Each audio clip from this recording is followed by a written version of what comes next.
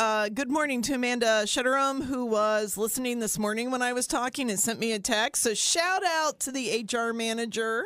Wow. For being alert and with it and keeping us all on track. Amanda is a bundle of energy. We had so much fun last night. So much fun last night. Why don't we talk about the fun? This chair is more comfortable I know. anyway. My feet this still is a good hurt, hallmark. which is such a compliment.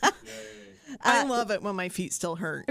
Let's talk about what happened last night. Friends of the Delaware County District Library put on a fundraising event called the Night at the Races. This is their third annual of this event, I think. It was sold out. Yeah, it was sold out. Sold out. New venue. We held it at the Little Bear Golf Club on South Old State and Lewis Center. Beautiful venue. Beautiful. The little putt-putt course behind it. Like, very cute. Very cute. I kept telling people I had my wedding reception there in 2009. You did not. I did, yeah. How did I not hear that? I love that, I didn't. Nicole. Apparently, I didn't tell it enough. No, you did not. My office is just down the hall from you. Oh, well, when we walked in, I was like, I took my pictures with my family here, and my wedding table was over there, and the bar was there, and the food was there, and we took pictures out on the green out there, but the putt-putt course was not there yet, so. Well, good memories. It was fun. It was a good time. So it's evolved with your family. So now there's putt-putt for your girls. There we go. But the cool thing about this event that the friends put on last night is it's a fundraiser. And so, tickets to get in and have fun, but also talk about the horse racing. I am so good at horse racing. Yeah. Like, I buy a lot of tickets. Right. And then none of them actually win the race. But it gives a bunch of money to the Friends of the Library, which was the whole point. Yeah, the cool thing is that the company that runs this takes the history of the Kentucky Derby races, the film clips, videos. The videos, and they have a little bingo ball kind of thing, and they roll the bingo ball and they pull out number 52, and that corresponds with the race. Let's say from 1952. Yes. And then, but you've placed your bets before, so there's no way to rig the system. And we've renamed all the horses. Right. So when people got their tickets, they had the choice to buy and name a horse. Right. So you've got very clever names from people who are in the room with you. That's a horse of a different color. Yes. Yeah, all sorts of fun. All sorts of fun names. I really liked Kit Kat. Yeah. Because I like candy. So I'm always going to put money on something that's candy. Oh, yeah. Yeah. I was trying. There were some very creative names last night. And all of the proceeds of the betting and there are live auctions throughout the course of the night. It is you've gone to fundraisers maybe that are just kind of stale. You kind of sit and you eat. There's no stale here. And you there's clap. It is constant movement. And there's yelling and cheering and excitement. I love it when our whole table jumps up and cheers because we won. Brian Howard race. 2 times winning the Perfecta. Is that what it's called? Yes. Yeah. I'm sorry if I said that wrong, but it's that's something where you are bet especially good at betting. You pick 2 numbers. You pick 2 horses to win, and they have to place first and second. Yeah, and he did it. And then you win a big pot of money.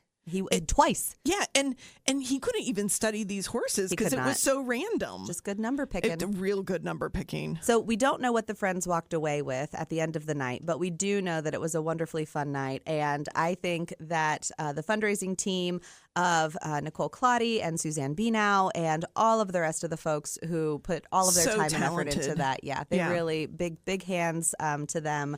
And they make us feel loved, and you can tell they love their whole community because everything we do is for you listeners. Yeah. We do it for Delaware County. And man, they're going to help us make an amazing summer reading club this year, aren't they? Yeah, absolutely. I mean, at last week's Board of Trustees meeting, 2 weeks ago, Board of Trustees meeting, they presented us with a $41,000 check. Unbelievable. Right. And that is going to support everything that we do with Summer Reading Club this summer. That includes the kids' prizes, both their 6-hour reading prize to get them, keep the momentum going, their 12-hour book prize. Even the adults get a little something this summer. And that level of fundraising, if you're somebody who loves to be with a dynamic group of hardworking, devoted, passionate people, join this friends group. DelawareLibraryFriends.org. But if you're someone who just wants to pop in and help here and there, they also have a role for you. It's amazing how they meet the needs of everyone. Absolutely. Love you, friends. Big shout out to the friends. They did an amazing job last night. Also, I want to give a quick shout out. I've got some other friends, but these are the friends who I work with every day who are over at Powell Adventure Park right now. So listeners, if you are listening and you're in your car and you're like, what should we do today? And you want to spend time in the rain? You should. Sure. You know what? That is part of life's experience. That's right. I have great memories of dancing in the rain and then running in when the lightning struck, but there's no lightning today, so go enjoy it. Have your kids put their wellies on. Yep. Go over to Powell Adventure Park. They're doing Touch a Truck right now. Technically starts at 9:30, goes 9:30 to 11:30. Yep. And you can see all the big trucks, and you'll see the bookmobile. And this is like part 2 of our Cosi Science Festival weekend. We are passing out our learning lunchboxes at that event. So 400 learning lunchboxes. Get there, because those learning lunchboxes, those are gold. Yeah. We've got the American Innovation set that's being passed out. And so, sorry if you're listening to the podcast on Monday, you missed it. But Friday, if you're a live listener, then you get to run over to Powell. Get over there. Yeah. Go enjoy. There's nothing, even at 49.5, like jumping in your wellies in a big puddle of water. Right. Nothing is amazing. I'm all ready for it, so I'm going to head over there when we're done. But let's talk about reading. What have you been reading lately, Molly? Okay, no laughing, but I read Common Sense by Thomas Paine. Wow. I know. So 2 groups of people may know this. People who love history and want to know the books that helped found this country, and people who like Hamilton and remember the Schuyler sisters and one of them singing. Oh. I read Common Sense by Thomas Paine. Yeah. I can't do that like you could, but so I have to say it's a short book. As we all know, I'm trying to get through A Man of La Mancha, the Don Quixote. Yeah. It's really long. Yeah. So in between, I'm trying to keep up on my other reading. Common Sense was actually amazing. He wrote it so that the common man of America would be able to understand why we needed to split from England. Cool. He wrote it and the crazy thing, so he originally was like, it's going to be letters in a paper, and then it was way too long. And he makes this pamphlet. The pamphlet goes wild. In essence, people in America were going to taverns and to any gathering and reading this book. Imagine going to the bar and having somebody in the corner being like, let me tell you about, let's read this book about why America should split from England. Yeah. It was some of the first talks of what democracy could look like. He looked at a lot of tribes. He talked about how leadership comes up that he questioned, which was blasphemy at the time, whether this idea of a king being God's follower was really a thing we should be doing. Right. And he started talking about that separation of church and state. He started talking about, well, maybe we have a house with this and a Senate. Like, he started talking what it could look like in very brief ways, but so everybody could understand it. Up until then, it had been sort of the elites that were talking about it. When he published it, it got so popular, he went to a guy named Robert Ball to print it. Robert Ball was like, my gosh, we sold out of it. He does a second print. Thomas Paine thinks he's got all this money. He wants to send it to the soldiers in Monmouth so they can have mittens. He goes to Robert Ball, has an accountant look at it. There is no money there. So there's also controversy behind the entire book, Common Sense by Thomas Paine. Yeah. So if you're a little bit like me and you're maybe overly getting excited for America 250 because 49.5 means I'm going to be 50. I'm a bicentennial baby, y'all. I highly suggest this one. It is classic literature that you really can follow. You don't need a ton of the history. It kind of gets you excited with them. Do remember, anything written then, they think a different way than we do. Yeah. That's part of what founded our country. Let's not forget that. Yeah. How readable is it? Was it hard to digest? Did you have to kind of do a paragraph and then reinterpret? Not at all. Okay. It was really easy. If you've gone through your basic 4th grade American history, I think it's still 4th grade. I don't know. I think you're right. Sounds somewhere in there, and you go through sort of that learning of America. You have the background you need to understand what he's getting us excited for. And the language isn't like walketh and these and Not thous. at all. Oh, good. He's really just talking about what the world could be. Again, he did it for the common man. I'm the everyman. Nice. So I hope I'm the everyman. So, Which is why it's got such longevity, I bet. It does. And it really, they talk about this is a book that has kept longevity for the reason that it is understandable. And he wrote it in 775 and 776. Okay. He actually came to America in 1774 as well. Oh. So I'm thinking about the fact he was in America 2 years and Before was inspired to yeah. write this thing that changed the country as we know it.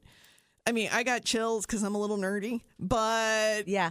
absolutely. Go out there, read it. This is the year to do it, everybody. The audio's great, by the way. We all know Molly doesn't have time to sit down with an actual book. Sure. Under 2 hours.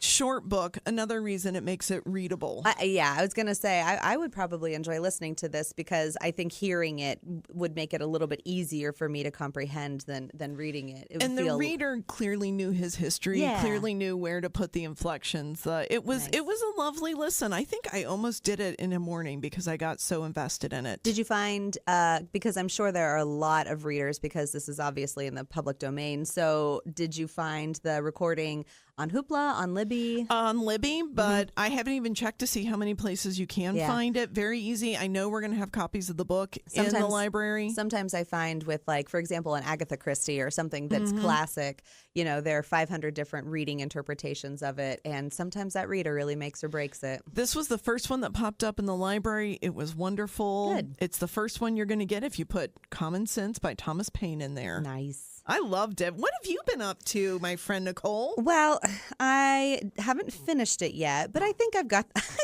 the gist. I am working my way through Everything is Tuberculosis by John Green. I love that book. Mom just finished that book too. I've had so she? many good conversations on this one. Again, American history. Yeah. So Everything is Tuberculosis. 2025 is when it was published. Nonfiction, obviously, by John Green. But you know John Green from many other subjects. You know, you know him from teen, YA, a lot of angst, a lot of feelings. I've read those books too. Turtles all the way down. Yes. Looking for Alaska. Maybe you know the podcast he did with his brother. Yeah, John and Hank. Yeah, they're really cute if you want a good podcast. It was he is a fun personality. So I'm listening to Everything is Tuberculosis. John does read it. So if you like the sound of his voice, then you won't mind listening to him reading this. And it really is kind of exactly what it says. It explores the history, science, and the social impact of tuberculosis, TB, also known as consumption. Yes. If you were a child of the 2000s like me who loved Moulin Rouge, you know that Satine is plagued with consumption. She has the consumption. And so if you know that, and there are many other references to it in pop culture as consumption. And really it talked about this disease and the way that it wore your body down was almost kind of a beautiful thing. Yeah. There are quite a few chapters early on in the book about how, like, if you were diagnosed with tuberculosis, you know, it was almost okay because it was this beautiful disease, and so it would thin you out, and it would make your skin paler, and it would make your eyes sallower, which would give you this effect, this doll-like effect of having these giant eyes with this pale, sallow skin, you know, and so people just thought that which actually is kind of funny because I did love Moulin Rouge, and looking back at Nicole Kidman, who was chosen to play the Satine character, it really was perfect because she was so thin and so pale and had those giant eyes that I was like, oh, she actually really does embody that kind of description of that beautiful disease. Yes. But of course, it's a terrible disease because it inevitably will wear you down to nothing, and you will evenally die from it. And cough up blood. Yeah, you cough up blood. Yeah, your lungs are disintegrating within your body, so it's not great. None of this is good. And so, you know, he talks about then within culture. You know, at first it was this European beautiful disease, but then it really went all around the world. He talks about just the world's understanding of infectious disease as a whole. What did it take to understand infectious disease? The doctor that finally did say, like, hey, this isn't just, some people said, oh, you're more likely to have it if you're a depressed person, or if you're an artistic creative, or if you're white, Anglo, European, things like that. And everyone else could have made those people be together. Right. And it was just really more like, no, actually, it's just an infectious disease, Yes. It's just that's how it happened to work out. So then he talks about, how it did end up afflicting the poor more often than the rich, because the poor were more likely to live in close quarters. The poor were more likely to live in, a malnutritious environment, and that was also a predisposition to that.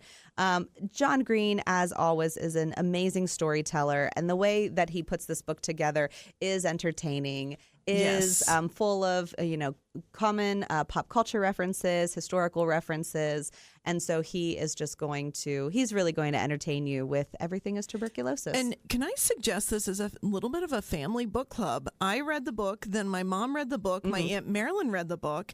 My great aunt Dot had TB, and she was actually sent here in Ohio to a place to recover from TB. She was one of the few miraculously healed. It's in our family's lore. Yeah. And this book just brought so many conversations about what that looked like, what her experience might have been like at a TB ward. Right. And how we even learned, if you go to West Virginia, the Trans-Allegheny Insane Asylum had a TB ward. Yes. With an outdoor fresh air section where they could go out and breathe. It was caged in, a little creepy, but it overlooked the insane asylum. Ooh. And so they were out there coughing, and it was coughing right towards, and so people in the insane asylum started catching TB because we didn't understand. Right. So, this is an appreciation for what we've learned, and people like John Green for helping all of us sort of see that evolution of disease in our culture and in our own family histories. It's stories like, Everything is Tuberculosis by John Green, and the one I most recently read by Mary Roach that really just kind of put things happening in your body into layman's terms, so that you just have a bit more understanding of this vessel that we live with every day. So weird that we have all these things working to make us, and that plants make me sneeze. Like, that's so weird to my brain right now. Why do plants make me sneeze, and dust and everything around me? All of the things. So I recommend it. I recommend listening to it. A very quick read, a very quick listen, less than 5 or 6 hours if you choose to listen to it. And I'm sure just an evening or two if you choose to read it. Does not feel like you're listening to a medical book at all. He really writes a good story. Yeah. So we're going to take a break. On the other half, we're going to come back and talk about some of the things that are happening locally here with the America 250 celebration. So you won't want to miss out. Stay tuned, and we'll be right back. It is 46 and moist in downtown Delaware. Back to Delaware City Digest on off the shelf on my 96.7. Come on, Mark. You threw us with moist. I know, I threw myself. That's what happened. I did not see that one coming here. No, thank you. Oh my gosh. It is a moist one. It is. Oh my gosh. That's just the best word for it. That's the best word. Tonight. A little soggy. Yeah. Tonight, we teased this morning, 9:30 to 11:30. We'll be at the Powell Touch-A-Truck with Delaware County District Library Bookmobile. Tonight, we will be downtown Delaware. First Friday, celebrating 250 years of innovation. If you are heading downtown tonight, first week, keep your fingers crossed that rain finishes up. Yeah. Because we've got a really fun night for you. Again, downtown Delaware tonight, 6 to 9 p.m. We're passing out 400 learning lunchboxes with COSI. Absolutely amazing. What a great partnership we've got with COSI's them. coming. They're going to be passing out some swag. They've got some of the prism glasses. When you look at the light, it shows how the light refracts into a prism. Every day's a rainbow. That's beautiful. Don't look at the sun, but do look at fluorescent lights. And then they're going to have seed packets. They're going to have some regular sunglasses. They're going to have all sorts of swag for you, and a cloud in a bottle. A what? Oh, yes. I can carry my own cloud with me? Well, you don't get to keep it, but they will show you how you can make one at home. But I might want to make one at home and name it. You might want to. I mean, Christopher Cloudbus. Christopher Columbus. You are on a different level. I am. It has been a long week, and my brain may be here. Well, we Welcome, also listeners. want to thank our partners for making tonight happen. Of course, Main Street Delaware. You'll hear more from them in the Delaware City Digest, the Delaware Area Career Center, and their students have come up with some fun experiments. Oh, I love when you get to see student experiments. Yes, they put their students to work this time. United Way of Delaware County, Unity Community Center, and the Friends of the Delaware County District Library. If they didn't already have a big enough night last night, they're coming back for it tonight. And they are going to be both passing out free books and also passing out experiments. Just another example of how this county comes together. Right. This is the neatest place to live and to work when you know how much everybody is excited Working about it. things together. I know. But let's talk about America 250. So, Love it. We're celebrating the 250th anniversary of the signing of the Declaration of Independence. And we're doing lots of collaborations across the entire county. So let's hit on some of those things that are coming up. One of the ones I'm excited about, we've talked about a few screenings of this. America 250 is going to have a community movie screening of Camp Delaware. Right. That is going to be at Source Point on May the 5th. From 5 to 7. This is your own history right here. Yeah. What was happening with the black soldiers here in Delaware. If you haven't seen this, get yourself to it. Yeah. That's absolutely amazing. We were really happy to have Mark and Francine Butler on with us a few months ago, probably in late 2025, talking about this Camp Delaware movie that they've put together and just really how phenomenal it is and the story that's happening right here in our backyard. And what are you excited about, Nicole? Well, I am excited about the Decoding History Through Art. It's that same That's night. going to be so cool. As May 5th. Yes, May 5th, 7 to 9, the Barn at Stratford. It's really uncovering the stories hidden in the collection presented by the Delaware County Historical Society. They're also going to have an art journey log that you can pick up that night. Yeah, so that you can travel the county and track the historic cultural works, museum sites, and all sorts of things throughout Delaware County.